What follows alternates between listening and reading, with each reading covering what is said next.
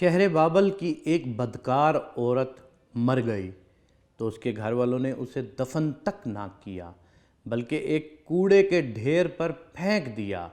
حضرت موسیٰ جب کوہ طور پر اللہ تعالیٰ سے باتیں کرنے کے لیے گئے تو اللہ تعالیٰ نے فرمایا کہ اے موسیٰ، باقی باتیں بعد میں ہوں گی، پہلے جاؤ، میری ایک کنیز کی لاش کوڑے پر پڑی ہے، اسے غسل دلاؤ اور عزت کے ساتھ دفناؤ۔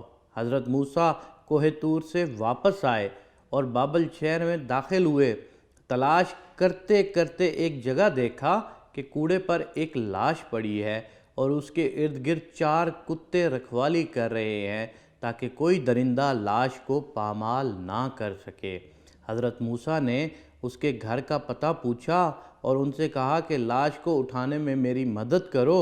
عورت کے گھر والوں نے کہا کہ ہم اس لاش کے قریب بھی نہیں جائیں گے۔ یہ ایک بدکار عورت تھی جس نے اپنی ساری زندگی بدکاری میں گزار دی تھی۔ پورے شہر میں سب لاش کو اٹھانے سے انکار کر رہے تھے۔ حضرت موسیٰ اپنے بھائی حضرت ہارون کے پاس گئے اور کہا کہ لاش اٹھانے میں میری مدد کرو۔ دونوں نبیوں نے لاش کو اٹھایا۔ پھر جب غسل دینے کی باری آئی تو شہر کی کوئی عورت بھی اس کو غسل دینے کے لیے تیار نہیں تھی۔ یہ دیکھتے ہوئے حضرت موسیٰ اپنی زوجہ اور بہن کو حکم دیا کہ اس عورت کو غسل دو۔ غسل کے بعد اپنے بھائی حضرت ہارون کی مدد سے اس عورت کو دفن کیا۔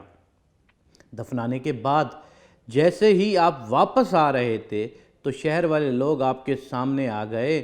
وہ سب مل کر آپ سے کہنے لگے، اے موسیٰ، یا تو ہمیں اس بات کی وضاحت دو کہ ایک بدکار عورت کو اتنی عزت کیوں دی، یا پھر وہ کلمہ جو آپ نے ہمیں پڑھایا ہے آپ کو واپس کرنے آئے ہیں۔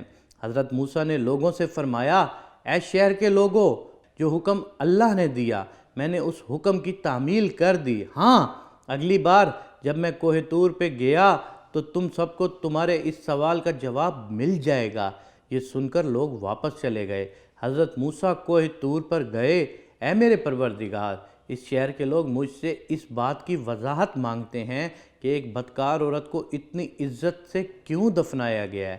اللہ تعالیٰ نے فرمایا، اے موسیٰ، یہ عورت واقعی بدکار تھی اور اس کی ساری زندگی بدکاری میں گزر گئی، مگر ایک دفعہ یہ ایک ایسی جگہ سے گزر رہی تھی جہاں پر ایک کتا پیاس کی شدت سے مر رہا تھا۔ اس نے پانی کے کنویں سے اپنے کپڑے گیلے کیے اور کتے کے منہ میں نچوڑ دیے۔